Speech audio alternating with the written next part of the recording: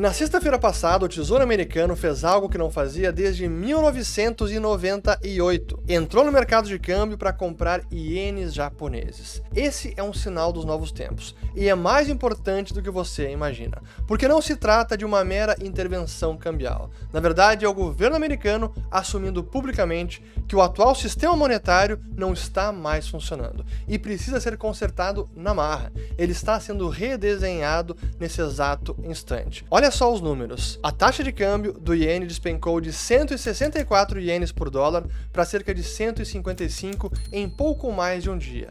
Significa que a moeda do Japão se valorizou mais de 5% nesse período. E foram duas ações coordenadas que provocaram esse movimento. Primeiro, o Banco do Japão vendendo cerca de 53 bilhões de dólares de suas reservas, e o Tesouro Americano, e que foi confirmado na sexta, vendendo euros para comprar ienes. The Japanese economy is very important for the world economy. Somadas, as duas operações custaram cerca de 100 bilhões de dólares. 100 bilhões para defender a moeda de outro país. Isso é mais ou menos 1/3 das reservas internacionais do Brasil. E o fato mais curioso e revelador desse episódio foi uma foto, porque durante uma reunião ministerial do governo americano em Camp David, jornalistas fotografaram o bloco de notas do secretário do Tesouro americano, o Scott Bessent, com um único item na lista de afazeres: comprar ienes japoneses de 5 a 10 bilhões de dólares. É claro que o Bessent fez isso de propósito. É uma mensagem explícita que ele queria ver estampada nos jornais. Mas por que o Tesouro Americano, que tem os seus próprios problemas de dívida para resolver, decide gastar bilhões para defender a moeda de outro país? A resposta não está apenas no Japão, está também nos Estados Unidos. Essa intervenção traz uma lição muito importante sobre o futuro do sistema financeiro global e carrega junto algumas ironias do destino. Então vamos aos fatos desses últimos dias. No fim da semana passada, o câmbio do Japão estava se aproximando a 164 ienes por dólar, o que é o nível mais desvalorizado desde 86, lá se vão 40 anos. Só que pouco tempo antes, entre abril e maio desse ano, o Banco do Japão já tinha gastado mais de 70 bilhões de dólares, o que foi um recorde para um único mês na história do país, para conter a escalada da taxa de câmbio, que então havia ultrapassado a marca de 160 ienes por dólar. E a medida até funcionou por alguns dias, o câmbio se fortaleceu, mas nas semanas seguintes o iene voltou a se depreciar até atingir esse patamar crítico de quase 164 na semana passada. E foi nesse momento que tanto o Banco do Japão quanto o Tesouro Americano decidiram numa ação conjunta de intervir no câmbio para fortalecer a moeda japonesa. Do lado do Japão, a gente não sabe ainda quais ativos foram vendidos para comprar ienes, mas se estima que foram mais de 50 bilhões de dólares. Em poucas semanas teremos os detalhes dessa operação. Do lado do Tesouro Americano, eles venderam euros para comprar ienes. Usaram euros da reserva do chamado Fundo de Estabilização Cambial para comprar a moeda japonesa. Só que o Scott Bessent foi além e já deixou bem claro que essa ação pode continuar no futuro, mas encorajou o Banco do Japão a usar um programa de liquidez do Federal Reserve, chamado de FIMA, que é o Foreign and International Monetary Authorities Facility, um programa de liquidez para as autoridades monetárias, cambiais e internacionais utilizarem acessando o dinheiro direto do Fed sem precisar vender nenhum ativo. E no caso do Banco do Japão, que é o maior detentor individual de treasuries, que é a dívida pública americana, ele poderia fazer isso colocando os treasuries como colateral, acessando liquidez e comprando ienes. E por que essa medida? Qual é a ideia por trás? Qual é a lógica? Na intervenção de abril e maio, o Scott Bessent se queixou com o ministro de Finanças do Japão e o banqueiro central, o Ueda, porque a venda de treasuries pelo Banco do Japão significa pressão vendedora, o que diminui o preço do título americano do treasury e, portanto, faz subir o juro implícito, aumenta os juros do Tesouro americano. E é tudo que o governo dos Estados Unidos não precisa. Eles querem juros mais baixos porque eles também precisam refinanciar a sua enorme dívida. E essa reclamação do Scott Bessent levou agora à intervenção coordenada entre Estados Unidos e Banco do Japão, e já com uma ideia de, na próxima intervenção, se precisarem de dólares, não vendam os treasuries, utilizem essa liquidez do Federal Reserve. O que, claro, coloca já em xeque a própria separação entre Tesouro Americano e Fed e coloca as duas instituições, na verdade, agora numa interdependência, mas esse assunto mais para frente que a gente precisa abordar também. O problema desse tipo de política, de intervir no mercado cambial para defender a moeda do país, é que ela é um mero paliativo, é um band-aid. Se o governo do Japão não seguir com medidas que tratem das questões estruturais, é o fiscal, é o autoendividamento público, ele vai estar apenas comprando tempo. E o mercado vai testar e o iene vai voltar a se depreciar. O que me traz ao leilão recente de dívida pública do governo japonês, que foi um fracasso, mostrando mais sinais de que algo precisa ser feito. Foi o pior índice de cobertura desde 2015, ou seja, menos apetite, menos demanda por essa dívida do governo, e que levou a taxa de juros do título de 10 anos para quase 2,9%, que é o maior nível em décadas. Quando o mercado doméstico começa a recusar a dívida do próprio país, é um sinal de problema de solvência. Agora, a gente precisa falar de alguns paralelos históricos e coincidências do passado. A primeira delas é que o local que realizaram essa reunião ministerial, Camp David, e que flagraram o bloco de notas do Scott Bessent, é o mesmo retiro presidencial utilizado pelo Nixon entre 13 e 15 de agosto de 1971, quando, numa reunião secreta com alguns assessores econômicos, eles decidiram suspender a conversibilidade do dólar em ouro, pondo fim ao famoso Acordo de Bretton Woods. E foi esse novo arranjo monetário, ou o não-sistema, que iniciou a era das moedas de papel inconversíveis e de taxas de câmbio flutuantes, e de instabilidade de taxa de câmbio. E é o que nós seguimos vivendo mais de 50 anos depois deste novo momento da história monetária. E que de tempos em tempos os bancos centrais precisam consertar alguma coisa. In the early 80s, the US dollar floated high against the Japanese yen and German Deutschmark, buoyed by the Reagan-era combination of tight money and a high budget deficit. That was good news for Japan and Germany because the high dollar meant a low yen and Deutschmark and low prices for Japanese and German exports, more sales and more jobs. Como fizeram lá em 85 com o Acordo Plaza, que também foi assinado em setembro daquele ano em Nova York, nos Estados Unidos, entre Estados Unidos, Japão, Inglaterra, França e Alemanha Ocidental. Esse foi o primeiro grande acordo cambial em que esses países, essas potências, decidiram, numa ação coordenada também, fortalecer as suas moedas e enfraquecer o dólar americano, que estava muito forte naquele momento. E foi essa uma das primeiras grandes intervenções que os Estados Unidos, junto com o governo japonês, fizeram no câmbio do Japão. O acordo foi oficializado no domingo 22 de setembro e nos dias seguintes o governo americano comprou mais de $1 bilhão em ienes japoneses. The dollar had been dropping, and now it dropped faster, down a record 4.29% the day after the Plaza, down almost 55% a year later against the yen. Já a partir de 87 veio o problema oposto. O dólar ficou muito fraco, as demais moedas ficaram muito fortes, e aí intervieram no mercado para vender ienes e assim enfraquecer a moeda japonesa, assim como as demais moedas. E entre 89 e 91, novamente intervenção para comprar ienes e fortalecer o câmbio japonês. Na década de 90, houve alguns anos que venderam ienes para enfraquecer a moeda japonesa e finalmente em 98, aí já com a crise asiática, compraram ienes, Tesouro Americano comprando a moeda japonesa para fortalecer o câmbio do Japão. E a última intervenção ocorreu em 2011, mas aí também para enfraquecer o iene por conta do tsunami daquele ano e que fez a moeda japonesa se fortalecer demais. Ela ficou muito valorizada e para isso intervieram vendendo ienes para enfraquecer o câmbio japonês. Mas a gente precisa voltar a falar da relação entre o Tesouro Americano e o Federal Reserve e essa maior interdependência entre ambas entidades.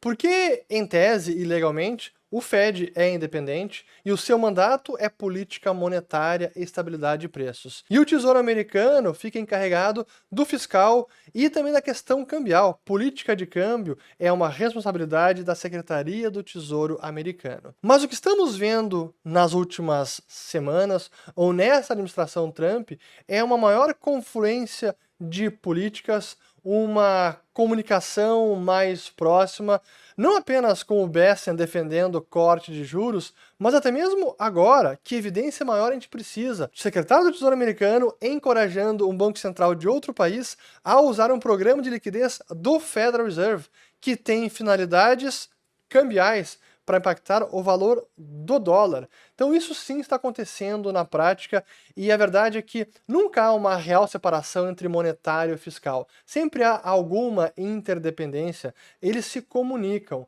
O que varia é o grau. Mas neste momento vemos uma simbiose maior. E isso é resultado direto da política macroeconômica do governo Trump, que a gente vem já avaliando há bastante tempo, desde que foi divulgado aquele guia do usuário do Stephen Myron e a ideia do Acordo de Mar-a-Lago, que é o que a gente precisa abordar nesse momento. Porque o que está acontecendo na prática é justamente este plano de enfraquecer o dólar americano, não no momento por um acordo multilateral, como foi o Acordo Plaza, e era a ideia central de um eventual Acordo de Mar-a-Lago, mas sim políticas bilaterais, como está acontecendo agora diretamente com o iene japonês, em que o governo americano intervém conjuntamente com o Banco do Japão para enfraquecer o dólar e fortalecer o iene.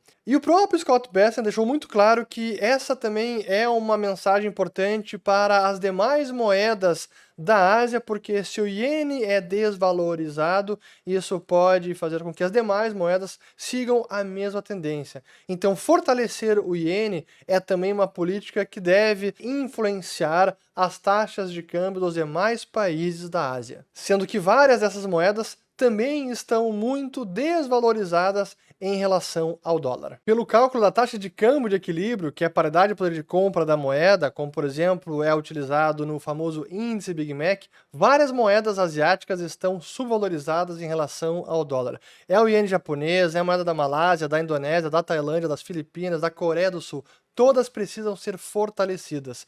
E por essa ótica, este cálculo aqui, usando o iene japonês e partindo ali de junho de 98, este é o cálculo que nós chegamos. O iene japonês deveria estar mais no nível lá de 79 por dólar e não 160. Então hoje está muito, muito depreciado. Utilizando diferentes pontos de partida para esse cálculo, talvez o nível de equilíbrio não fosse 79, mas sim 100 ou 110, ainda assim o nível é bem mais abaixo, o que significa um iene bem mais forte do que o patamar atual. Mas o que tudo isso significa para o famoso carry trade do iene e também para as demais moedas, inclusive o real brasileiro? O carry trade, ou aposta no carrego, é quando investidores se alavancam na moeda japonesa, então se endividam em iene, em que o juro está mais baixo, e investem numa outra moeda com juros maiores para obter esse retorno de diferencial de taxas de juros. Só que o regime que vigorou da década de 90 até o momento, em que a relação tradicional era o diferencial de taxa de juros, é o que guiava o movimento do câmbio do Japão. Só que essa relação se rompeu nos últimos meses. Eu já fiz alguns vídeos sobre isso, só que recentemente o Thorsten Slock, que é o economista-chefe da Apollo Global Management, também fez um slide deck apontando justamente a essa nova realidade, esse fato, mostrando como aquele carry trade que conhecíamos de 95 até abril de 2025, ele não existe mais. Porque depois da guerra tarifária de 2025, em abril do ano passado, em que aumentou e muito os riscos, inclusive a volatilidade, é muito mais difícil gerenciar este carry trade, porque agora é mais imprevisível qual será o movimento do iene, porque o que está guiando, e este é o novo regime da moeda japonesa, o que está guiando é justamente as preocupações fiscais, e não apenas o diferencial de juros que tínhamos antes. Só que para o governo japonês esse é um duplo problema, tanto pelos juros subindo e o alto endividamento, quanto pelo iene se depreciando pelos riscos inflacionários. Só que o governo não tem muitas alternativas nesse momento. Não pode simplesmente colocar o Banco do Japão para imprimir dinheiro e comprar dívida por conta também do risco inflacionário, sendo que o Banco do Japão já detém cerca de 50% da dívida pública do país. E aí as opções que estão na mesa, ou a falta de opções, está levando o governo a medidas mais extremas, mais drásticas, como uma que foi ventilada, a gente fez um vídeo sobre isso, vou colocar o link aqui em cima, em que o governo estaria estimulando os fundos de pensão, que têm muitos ativos no exterior, a vender esses ativos, ações de empresas americanas, títulos de dívida, e repatriar esse capital para ajudar a refinanciar a dívida pública doméstica, a do Japão. Este é um risco que está aí e já foi ventilada a ideia. Os juros longos sobem no mundo inteiro não é apenas por risco de inflação, é também pelos temores fiscais, sobretudo no Japão. Agora, para as demais moedas, a grande mensagem é que estamos numa nova era, uma era de ativismo cambial dos Estados Unidos e que se manifesta de várias formas. Ora é o Tesouro americano comprando moedas estrangeiras, como aconteceu no ano passado com o peso argentino e agora, muito mais importante, com o iene japonês, ora usando algumas linhas de liquidez do Federal Reserve, que é o Banco Central, para também ajudar a defender essas moedas, mas definitivamente o governo americano não vai mais deixar as moedas flutuarem como quiserem. Ele vai intervir porque o mandato principal é sim de enfraquecer o dólar e fortalecer as demais moedas. E para o real brasileiro, isso é uma ótima notícia. Mesmo com o atual governo, que a gente sabe que fiscalmente não tem nenhuma responsabilidade, mas o cenário externo favorável e de dólar mais fraco, como uma política macro de governo, sem dúvida vai ajudar a nossa moeda a se fortalecer, assim como a dos demais países emergentes. Mas esse novo paradigma também traz implicações para o próprio padrão dólar e para os treasuries como ativos de reserva. O Scott Bessent sempre afirma que eles perseguem uma política de dólar forte, mas no sentido de manutenção da hegemonia da moeda americana, porque ao mesmo tempo eles estão, com esse tipo de política agora, querendo enfraquecer o dólar e fortalecer as demais moedas. Então esse é o aparente paradoxo. É a manutenção da supremacia do dólar, mas com ele menos valorizado. Essa é a grande política macro do Scott Bessent. O problema é que essa intervenção do iene agora, que é o primeiro grande movimento coordenado nesse tabuleiro, também traz consequências. Porque ao estimular o governo do Japão, ou o Banco do Japão, a não vender treasuries, ou tomar dinheiro emprestado do Fed e vender outros ativos para intervir no seu câmbio, o que ele está dizendo para os demais países é: esses ativos, a dívida americana, que vocês têm aí no balanço de vocês como reservas internacionais, não usem o tempo inteiro, usem só em momentos que a gente gostaria. Porque se usar demais, vai impactar juros americanos, vai fazer o tesouro de 10, de 30 anos disparar, e isso é ruim para o próprio governo dos Estados Unidos. Então vejam como tudo está relacionado, tudo se conecta. Até o economista Barry Eichengreen publicou um artigo no Financial Times no dia de ontem, dia 5 de agosto, falando justamente sobre isso, como essa intervenção do iene agora coloca em xeque a ideia, a premissa do sistema financeiro global de que treasuries são os melhores ativos de reserva para os bancos centrais. E se você quiser entender os impactos desses movimentos globais na sua carteira e também ir além, realizando um planejamento patrimonial, eu convido vocês a conhecerem a Liberta Wealth, que é a nossa consultoria financeira independente. Vou deixar o código QR aqui na tela, link na descrição do vídeo. Preencha o seu cadastro, que alguém da nossa equipe vai entrar em contato para ajudar você nessa jornada de proteção do seu patrimônio, entendendo a sua situação e estrutura cultura familiar, bem como seus objetivos e necessidades, e assim dar uma consultoria customizada ao que você precisa, para dormir tranquilo e investir com segurança. Então, Liberta Wealth, link na descrição do vídeo e código QR aqui na tela. Agora, de volta pro vídeo. Só que isso tudo traz também uma grande ironia do destino, e é que a gente precisa resgatar duas apostas clássicas da história financeira. A primeira foi em 1992, quando George Soros apostou contra a libra esterlina, alavancando todo o fundo e, no fim, forçando o Banco da Inglaterra a desvalorizar o câmbio. E ele fez mais de $1 bilhão com um único trade. A segunda aposta foi também do próprio Soros, mas agora em 2013, contra o iene japonês, e também ganhou muito dinheiro. Só que o analista por trás dessas teses de investimento, que identificou as fragilidades da economia inglesa e de como o Banco Central não poderia subir os juros para defender o câmbio, portanto, acabaria desvalorizando a libra esterlina, e depois de 2013, que entendeu muito bem o plano econômico do primeiro-ministro japonês, o Shinzo Abe, e que levaria a uma depreciação do iene, o analista que entendeu todo esse cenário macroeconômico era ninguém menos que o Scott Bessent. Hoje, secretário do Tesouro americano, portanto, do outro lado da aposta, do outro lado do balcão, tentando defender o iene japonês. E ele sabe que um único banco central, um único país tentando defender o câmbio, pode ser insuficiente. Ou a munição se esgota, o mercado testa e o câmbio acaba se desvalorizando ainda mais. É por esse motivo também que ele entende que uma intervenção conjunta, coordenada e com a ajuda dos Estados Unidos, que emitem a moeda de reserva, é fundamental para manter o sistema monetário atual rodando por mais tempo. Portanto, não é apenas sobre o iene ou sobre a dívida americana, até porque uma leitura mais apressada poderia levar a essa conclusão. Porque os Estados Unidos estão gastando bilhões para defender o iene? Porque o iene fraco força o Japão a vender treasuries. E o Japão detém mais de $1 trilhão de títulos americanos nas suas reservas. E se o Japão precisa de dólares para defender a sua moeda, ele vende treasuries. Se vende treasuries, os juros longos americanos disparariam. Se os juros sobem, o custo da dívida americana explode. Portanto, defender o iene é defender o próprio mercado de títulos americanos. Está no interesse dos Estados Unidos. Mas a verdade é que é mais profundo do que isso, porque tem a ver com o sistema monetário atual. O que a gente viu na semana passada não é um resgate do iene, é um socorro do próprio sistema, que começou lá em 1971 e de tempos em tempos precisa ser remendado. E o custo desse remendo é sempre o mesmo: mais inflação, mais desvalorização das moedas. Porque quando uma moeda se valoriza em relação a outra, não significa que ela está se valorizando em relação a tudo. Não, ela está apenas perdendo menos poder de compra do que outra moeda. Mas todas estão se depreciando. Até porque com tanto endividamento no planeta, a pressão inflacionária está sempre aí.